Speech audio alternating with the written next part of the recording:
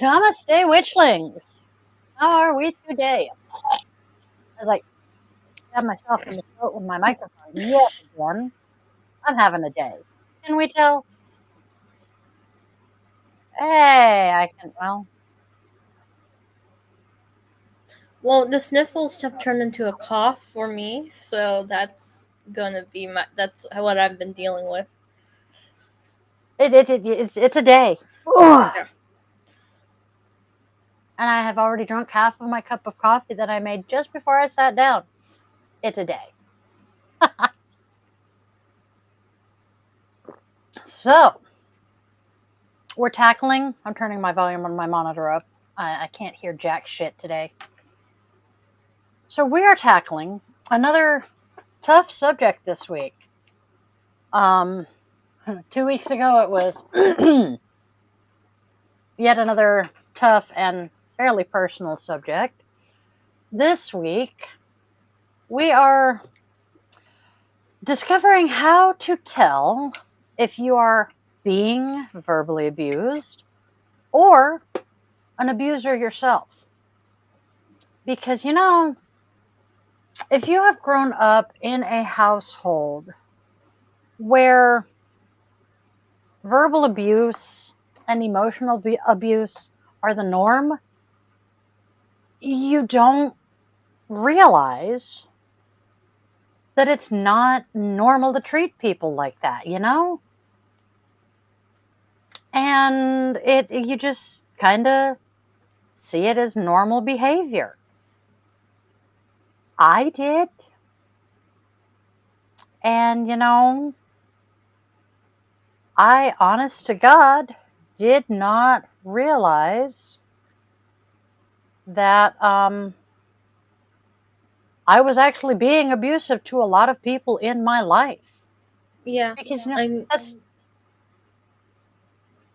yeah, I mean, I totally get that. that's how my family interacted with each other. Hmm. Yeah, exactly, Jared. Hi, Jared. Good to see you. Hi. Because, Goddess knows, my family was whew, nasty to each other. Uh, gonna beat you upside the head with a clue by four was a regular statement in my house.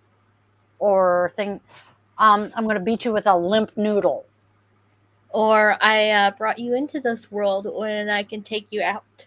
Oh yes, I oh have every yes. right to take you out. I'm like, okay then. I have used that one on my children, but never, I was never serious about it. Yeah. Whereas a lot of parents that I have heard use that one were, Which sorry, one? the little Which one's guy's that being, one? Sarge. I love the fact that you know me well enough that you know exactly what's going on. Well, here's the And thing. Derek moved the door closer. So you have the mirror, and I see when your door opens, Yep, and I know it's a dog because I don't see, a person a in the mirror. person. Yep, So I'm just like, which one? yep. I mean, But especially it's important because I know for me, when you're trying to work in a long term relationship, when both people have like experienced emotional abuse, and then you just gotta like rethink, like, wait, is this if I what I'm saying? Is it emotional abuse? Like, I don't mean it to be. It's just yeah, how it's just how my environment was to like tackle situations like this. And it's yes, like you gotta like it's most people don't and then they feel bad because they're like, is it like some people don't know if it is actually abuse or if it's just normal, banter. conversation, yeah, banter, and you're like, am I being, I don't want to hurt you, am I hurting you, and I'm so Yes, sorry. or you have a family where one of the parents could put a Jewish mother to Hmm. shame Hmm. with the guilt trips, and you don't realize that you tend to default to guilt tripping your partner because it's just, that's what you're used to. That's how Mhm. you get your way. And that's actually one of the things that's in our notes here. Today we will be discussing what is emotional abuse, examples of verbal abuse, Mhm. what to do if you are, dealing with it, um, what kind of person, what kind of personality traits an abuser has. Um, and I have a puppy laying on my toes. Oh, it's nice and warm considering that's the foot that got wet and cold earlier. Mhm. Definitely not complaining here. So something a lot of people don't realize, and this is something that Kat and I have in common, emotional abuse and verbal, emotional, and mental abuse is just as damaging as physical abuse, if not at times more so, because physical wounds heal. Those emotional scars, not so much, especially if you don't have access to therapy. I mean, I'm 46. I have been in therapy for around about 25 years, and I am just now really starting to process a lot of the deepest traumas that I've got.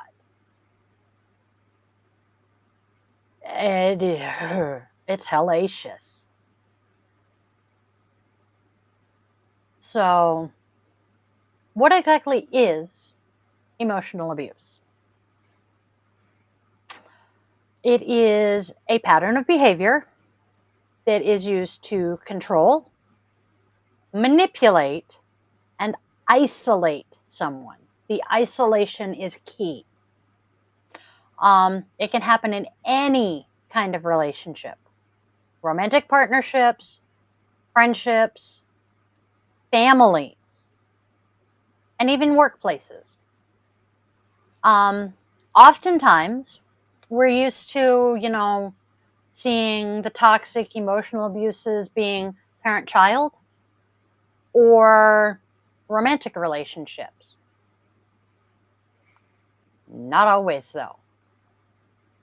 I'm going to stand here and say, I know from personal experience that you can have an incredibly toxic, emotionally abusive, verbally abusive friendship. Yep.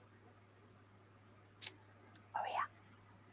And Me not too. even realize it until you walk away and go, oh my God, I let that person treat me like that for how long?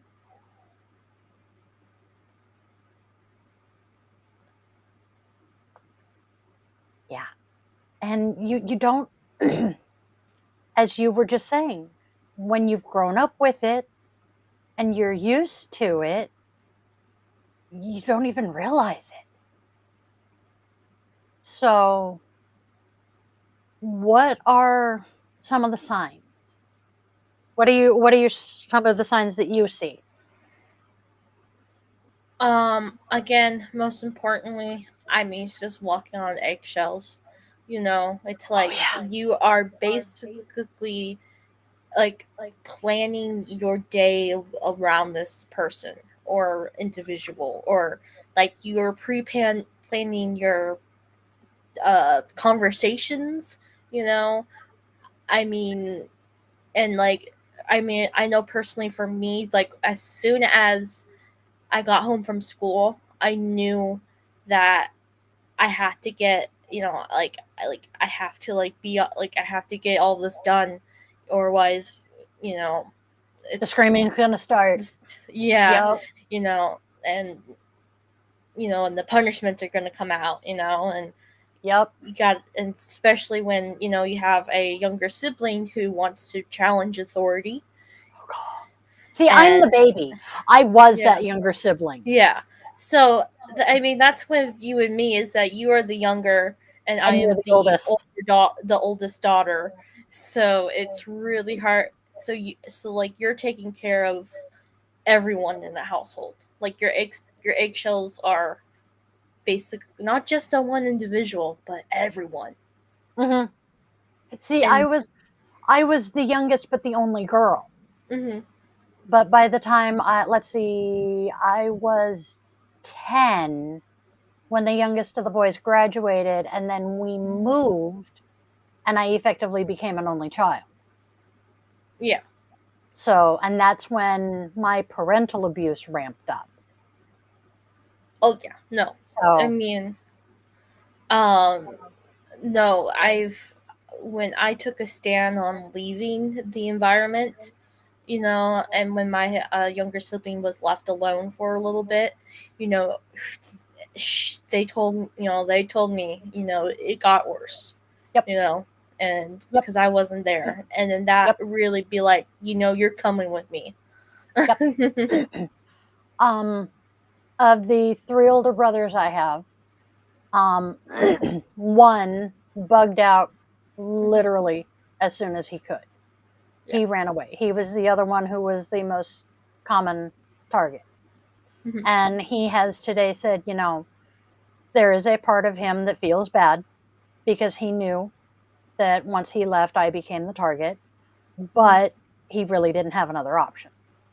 It was, Yeah, leave or, and another thing, like I really want to point out is that right now it's really hard for especially my generation to do that because we are so reliant on our parents for you know income, to have a roof over everything. our heads. Like, I know a few people who like gotten married at 18 just so that they could have a stable income with their partner. I'm like, this is something that you guys, do, I mean, like What did I do? yeah, you got married at, you I know, went in the military at 17. I signed my name and said, I, Diana Lynn Stevens, do solemnly swear to uphold and defend the Constitution of the United States of America in mhm, front of my grandfather, the one person that I could not lie to. mhm. So, yeah, that was my way of getting out. Run, romp, frolic, be free, be a puppy. See, in a So, way, yeah, a lot of people, I mean, it's just education. I'm putting education first, mm-hmm. you know. Again, I don't know what I'm gonna do with this degree. I know. This. Let's see. So some of the other signs are you're afraid of the person. If you are afraid of pissing someone off, that is a huge red flag. Um, you can't share things about yourself because you're afraid of them making fun of you for it. Or the backlash. Oh, yeah. If you're afraid of, okay, this applies to Jared here, you're afraid to come out to your friend, parent, relative, whatever, that you are a member of the Rainbow Mafia because you know that they're either going to disown you, kick you out of the house, or at the very least, mock you. That's not a good sign. Jenny got married 2 weeks before her birthday to get away from it. Um, your friend, family member, or whatever constantly puts you down, criticizes your appearance, or just makes you feel less than. They threaten you or make you feel unsafe. Or, and this happened to me, they isolate you from your friends and your family. Anyone who tells you that they are your only safe person, your Mhm. friends or your family don't care about you, you cannot trust them, anything. If anyone in your life tells you that, they are lying to you. It is one thing if you have a friend or a family member or someone especially if you have a friend who is telling you your family is, toxic AF and you need to, run. That's one thing. If you had like a friend or a couple of friends who were saying, dude, your family. Yes, I like that, Jared. The Rainbow Mafia. We will make you a fabulous offer you just cannot refuse. I'm gonna make that a t-shirt. Yes, we should. So, these are some signs that you are being abused. Now, here are some examples: name calling and insults. I am guilty of this. My family, we used to call each other names affectionately: dumbass, fucktard, derpalicious, just stupid shit like that. That was, my former best friend and I, we were well known on base. I still can't believe we did this. NTC San Diego. We would start out at a close distance, usually right next to each other, bitch, cunt, slut, whore, and we would be walking further and getting, yelling it at each other as we got further away, continuing to call each other names. We thought it was funny. We didn't realize until we both got visits from security that people actually thought we were incredibly angry at each other and that it was a problem. Yeah, this actually happened. We had base security show up and to talk to us to make sure that there was not an issue and that, everything was okay. So, name calling and insults. Threats. Would you like to know the new one that my sister came up with yesterday for me? Sure, I gotta hear this one. If I was in a band, you want to know what it'd be called? What? Obesity.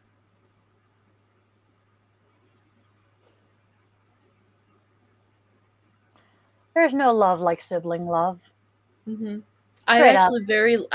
I didn't mind. It didn't hurt me because it's kind of funny. We're planning on using that joke today with my mother. You see the pig?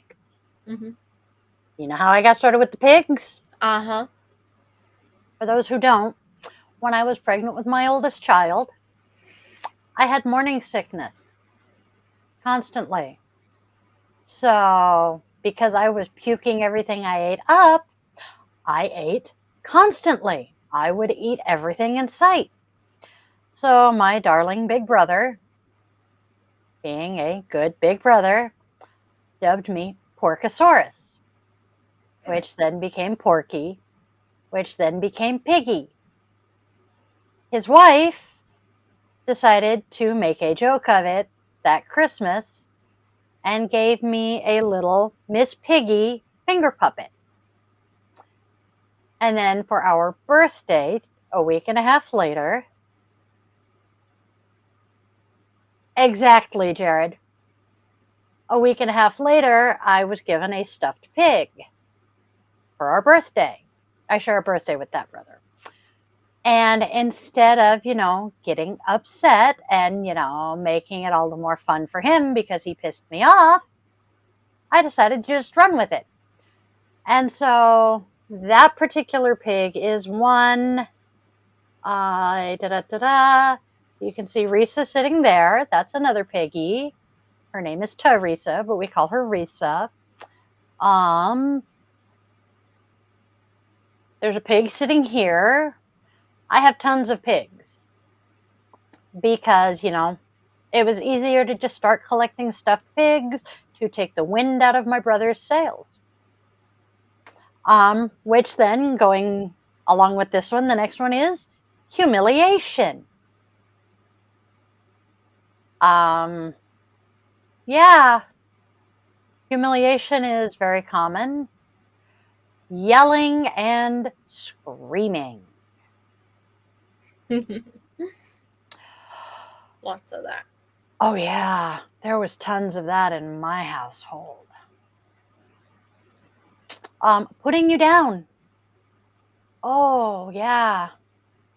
I have zero self-esteem because, yeah, I've been put down pretty much my entire life until I got together with my current husband. He, honest to God, actually, no.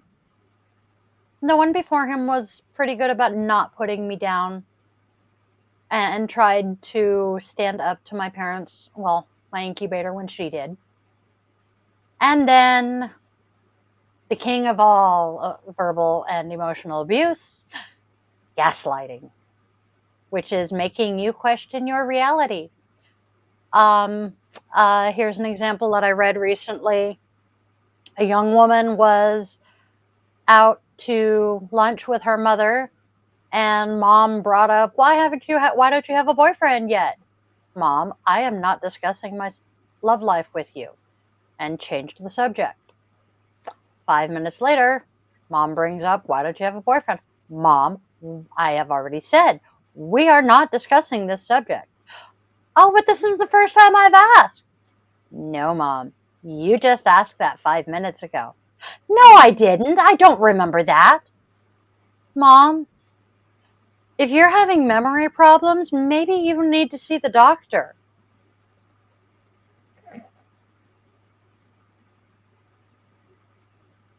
It shut Mom up. Mom didn't bring up the boyfriend again for the rest of the meal. Which, that's not to say that if you actually have a relative or someone you love who actually is having, issues with dementia or such, this is, but if someone truly is gaslighting you and you call them out like this, they're either going to shut the fuck up because they know they're not having memory issues, or they're going to start an argument with you. Chances are they're just going to shut up and walk away from it. So, what are some of the impacts of emotional abuse? It can have a rather devastating impact on your mental health. Hello, I just said, I have no self-esteem because I have been put down and, emotionally and verbally abused my entire life until I was in my late 30s. I mean, that's one of the reasons why I left my last job, because I was like, I can't do this every day, No. It's like, I'd rather be broke than confront this, Yeah. And as a bigger person, physically, not, mentally and emotionally, because we try to be the bigger person that way. Yeah. And I will address that in a moment. As a physically bigger person, we get that attack constantly because, society says we're not worthy anyway. And I want to address the people who say just be the bigger person, rise above it, and ignore them. No. All that does, when you are trying to be the bigger person and ignoring it, that just teaches people that they can walk all over you and you're a fucking doormat. No. When someone treats you like shit, put them in their place. And we will get to that one. Actually, the next thing is what to do if you're experiencing emotional abuse. G, set boundaries. Put them in their place. Limit exposure, seek support, and if the abuse is severe enough or the person just flat won't change, walk away. End the relationship. But getting back to the impact, emotional abuse is horrific. It can lead to anxiety, depression, low self-esteem, hello, like I said, and it can cause PTSD. Actually, I'm going to amend that. Um, PTSD itself generally is caused by one event. This that we're talking about, long-term abuse, generally causes complex PTSD, Okay. which is different and requires a different treatment methodology. That explains everything. Yes. I mean, would you consider an event that happened a similar, like the same event that happened over and over again? Yes, that would trigger CPTSD. CTC. Okay, because like I mean, for me personally, I can't do loud noises because of stuff that happened in my childhood, and Yep. that puts me into a Fight or flight, yeah, panic attack, fight or flight. Yep. yeah. Yep. So Yep. That could go along with the CPTSD. Yes. mhm. So, what kind of personality traits do abusers tend to share? Narcissism. Well, yeah. They are generally controlling, domineering, self centered, insensitive, unreasonable, and lacking in empathy. And I am biting my tongue because I've got like two people that are coming right to the forefront of my mind that I want to spit out as the first two people that come to mind here. And I'm going to behave myself. See, my problem is that I've seen individuals give empathy, but it's like it's really hard for me to or do you mean the infant, why are you overly nice, you know Are they actually being empathetic or are they just faking it? I can't tell. That's my thing. It's like I can't tell. It's like you want to be this giving, teaching kindness person, but at the same time you're not doing it to me. Yeah. That's the thing I can't wrap my head around. It's that, like, I genuinely believe that you have good qualities, but you're not using those good qualities to With me me? with me half the time. And you get the people, um, how many times do you get the people that you are talking to someone Yeah. about your abuser and they're Mhm. like, but he's such a nice guy, or Yeah. she was always so nice and so Yeah. sweet to me. I Mhm. have someone in my life, someone I Yeah. love dearly. They are my adopted sibling.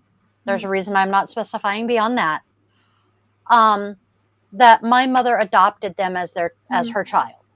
Mhm. Okay. And she was a wonderful mother to them. Mhm. She was everything to them that she never Yep. was to me. Mhm.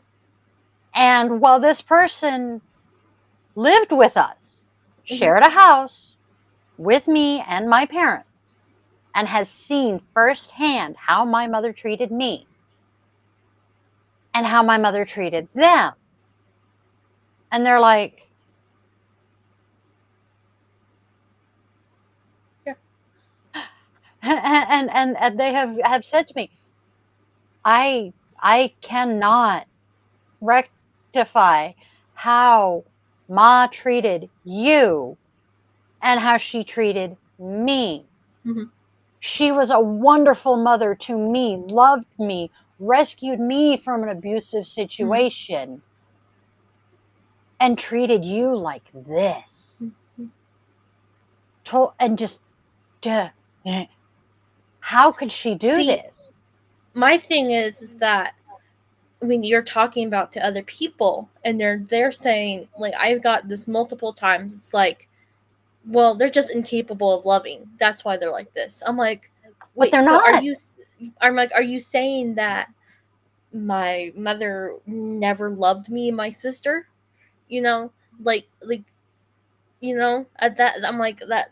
I find that physically impossible. Like I know, like one time. I mean, I don't know your experience with your incubator, but I mean, at one time, she was a mother. Yeah, mine never did.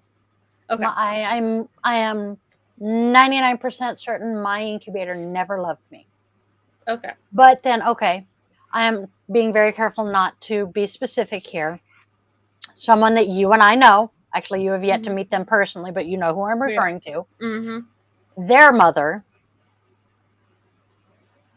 does not have a maternal bone in her body, mm-hmm, does not love her or her sister. mm-hmm, There is no way in hell. Claims she does, but mm-hmm. I am 99% sure there is no love there. Okay, I am pretty sure that she is incapable of loving anyone. mm-hmm, So I can see it there. okay, My mother loved my brothers, mm-hmm, loved the adopted sibling I was talking about. It was very obvious to mm-hmm. everyone that she could love, but somehow I was not, worthy. Mm-hmm. I mean, and this is what I'm about to say is part of why I sympathize and understand the trans community so well. I have very vivid, clear memory of laying in my bed in Myrtle Creek, the town I Mm-hmm. grew up in Southern Oregon, crying. I wish I were a boy so my mommy would love me. I remember saying those words. Oh, Why you just unlocked a couldn't I memory. be a boy? You just If I unlocked a were a memory. boy, maybe mommy would love me. I, I, So many I, nights. I mean, I said, if I have said multiple times, if maybe if I were a boy, I would be treated differently at school. I would be Yeah, I can treated see that differently too. at home. Like I wouldn't be put on this so much pressure, to lose weight, to think how I dress, Nope. to style my hair. You know, I remember, most crying myself, saying like, why can't I not have been a boy? It would have been so much easier. You know, Your weight, you still would have been harassed about even if you were a boy. yeah, no, That one I know because of my high school, my high school sweetheart. He was a bigger boy, Mhm. and he got harassed just as much as we do. Well, okay, Which sucks. so I'm gonna be completely honest with you. Looking at pictures of middle middle school, elementary school me, you can say I was a pretty healthy kid, but because I was growing at a rate of a 10-year-old, I mean not 10 at 10 at a 13-year-old, I was considered, so when I was 10, I was growing at a rate as a 13-year-old.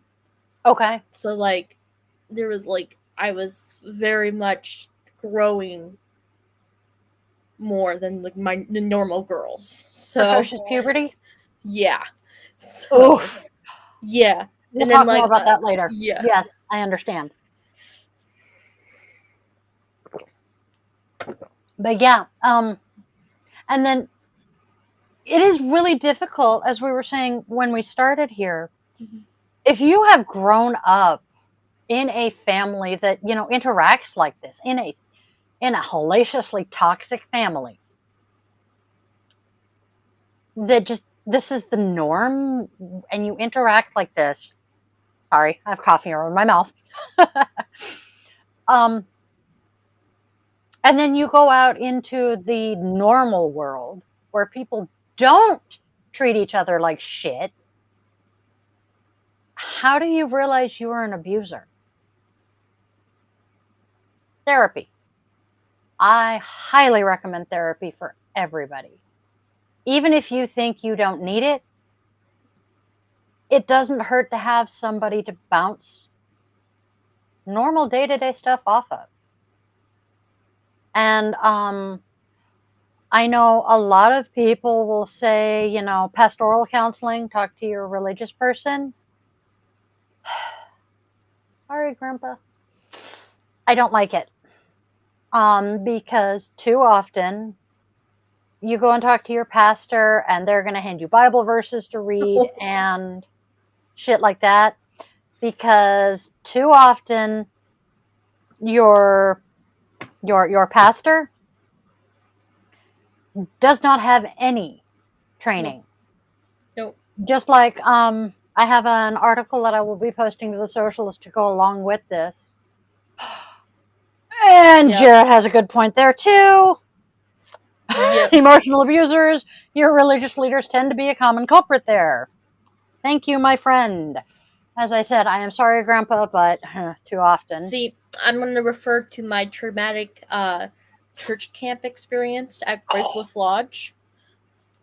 When you're during nightly sermons and stuff, we were put into our groups, standard groups, right? Yep. And all these girls were talking about hurting themselves, depression, witnessing their friends' suicides, and all my all the youth leader can say was, God loves you.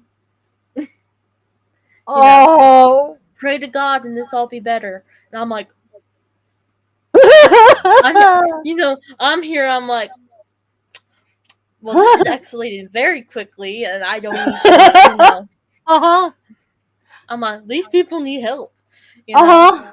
And I'm just like, well, I wasn't gonna share my experience, but I'm just like, okay then, that's all you got. Like, these people are opening up to you. Yeah, they're telling you their deepest, darkest traumas, and you're just like, pray the gay away. Sorry, Jared. And I'm just like, seriously, people? Yeah. I'm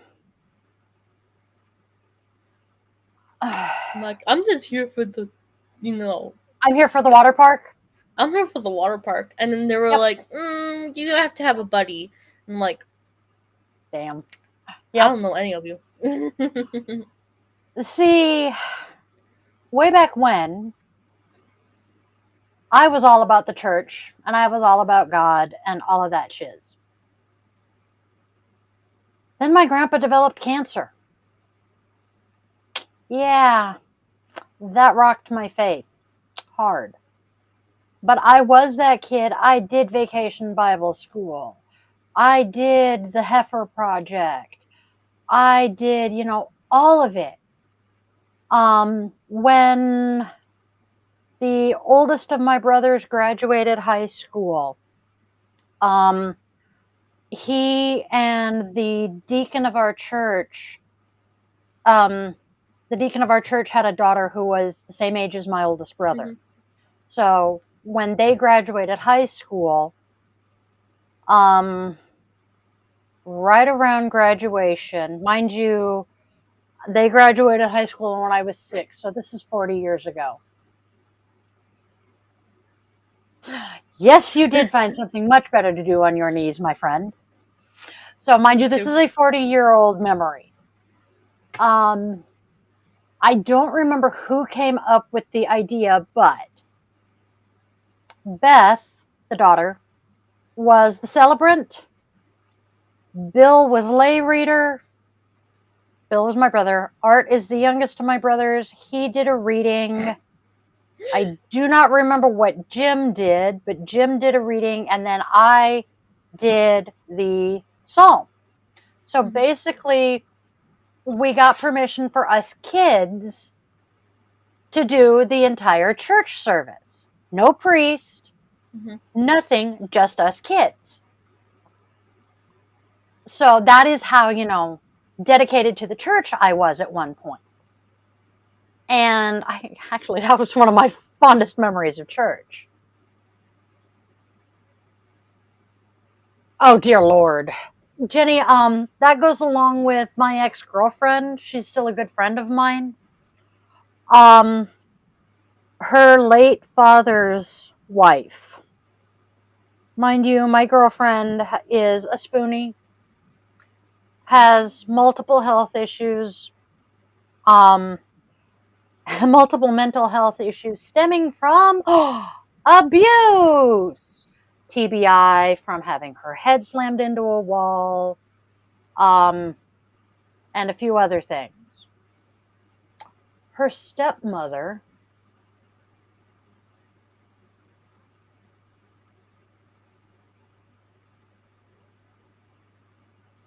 had the gall to tell her that if she just prayed harder, she wouldn't have seizures and headaches, and her health issues would be better. Oh, Jared said he's sorry, and he sympathizes and understands. So yeah, we've been there, hun. But I myself have discovered that I slip into being verbally abusive, especially when I lose my temper. Mm-hmm.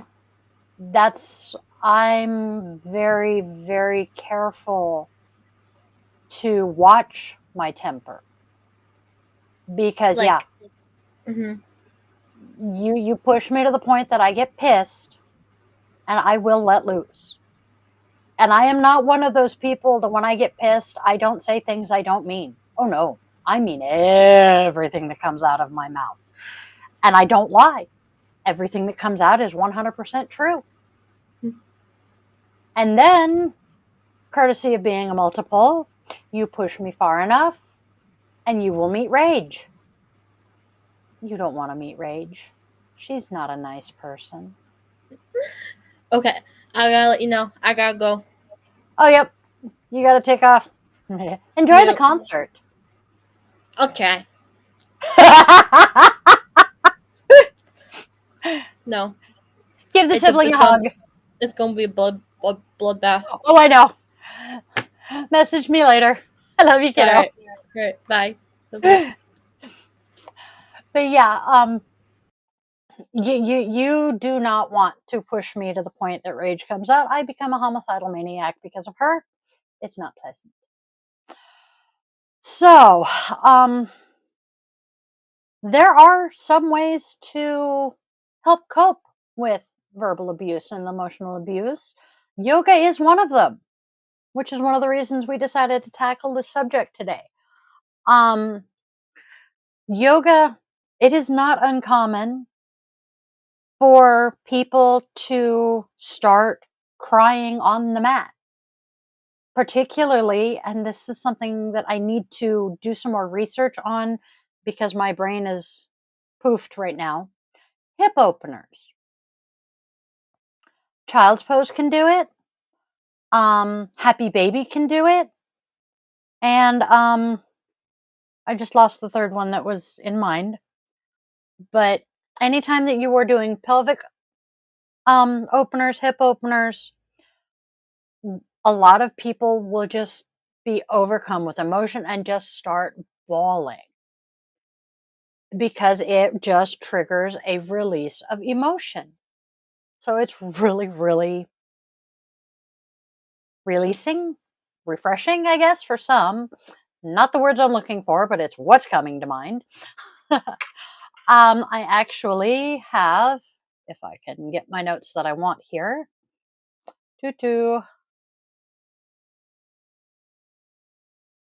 Maybe. I don't think. Nope. That's not it. I have, there we go, a couple of links that I will be sharing to the socials that have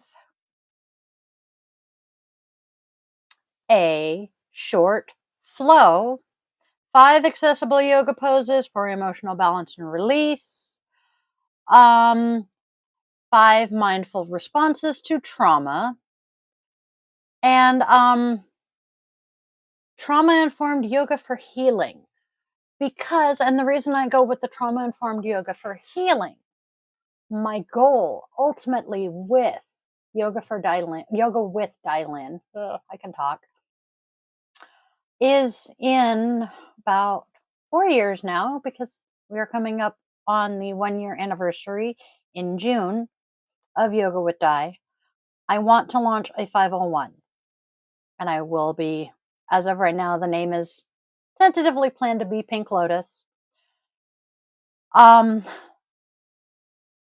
That will be a trauma-informed yoga. I want to work with BIPOC, Rainbow Mafia, survivors of sexual and domestic violence, trafficking survivors, etc., etc. Hey, puppy girls. And I want low income people who need the healing power of yoga, because I know from my own experience that it can heal so much. Is there a reason you're whipping me with that weapon, child? Because the way I was introduced to yoga was through, originally through mindfulness-based stress reduction. It is a program created by Jon Kabat-Zinn back on the East Coast. The Seattle VA was offering it. I was invited to participate. There are some basic yoga involved in it. I liked what I was doing there. And at the time, I was already involved with the Women's Trauma and Recovery Clinic at the Seattle VA. And I found out that they were offering a women's yoga group. So I was enjoying the yoga and mindfulness-based stress reduction. So I asked to join the yoga group. I was accepted. I went to my first class. It was an hour-long class, and within the first 15 minutes of being in that class, I knew I was going to teach. I knew I wanted to teach yoga right then, because I felt so much better myself physically, and the longer I did it, the more it helped me mentally and emotionally. And yes, I know they're being wild and crazy. It's dinner time for them. So by the end of my first yoga class, my first real class, I was hooked. And it took 15 years, but I got my certification, and here I am. And that is why I have the goal of Pink Lotus. And I want to work with women and men who have been through the same ringers: child abuse, sexual abuse, domestic violence, all of it. And veterans, of course, my people. But because I know it helps. And I want to give back, because that's me. So, I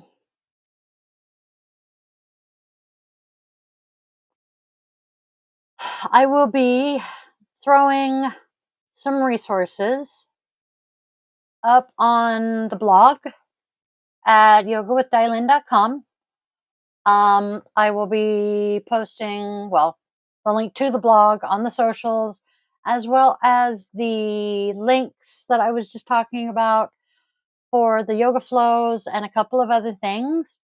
So those will probably not get posted until tomorrow at this point, because these hellions need to go for a walk and get fed. Otherwise, thank you guys for joining us.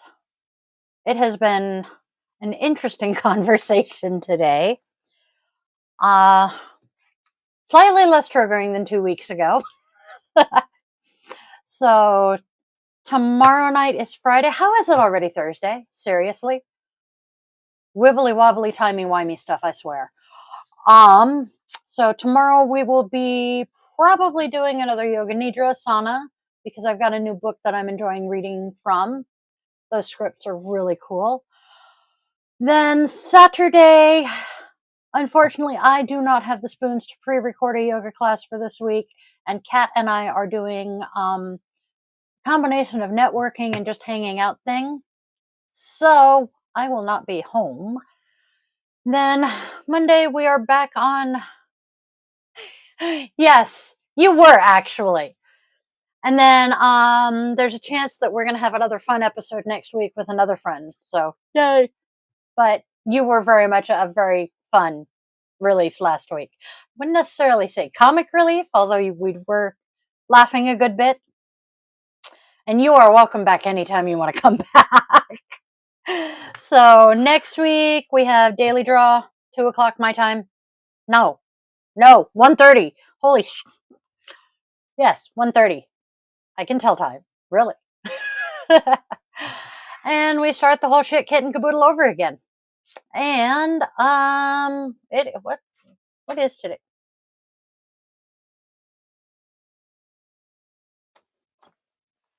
I need a doggy door. So today is the 25th. My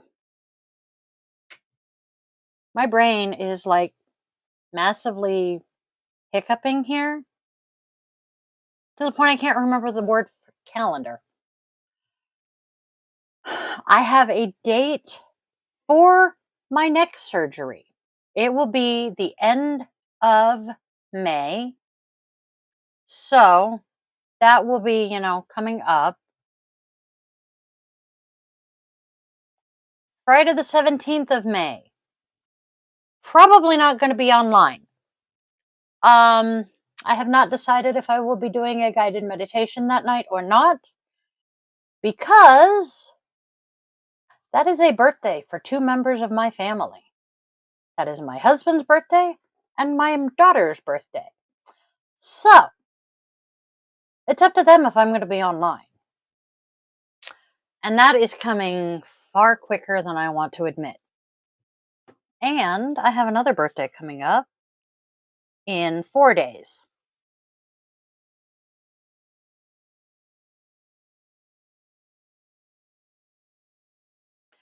So, I will see you guys tomorrow.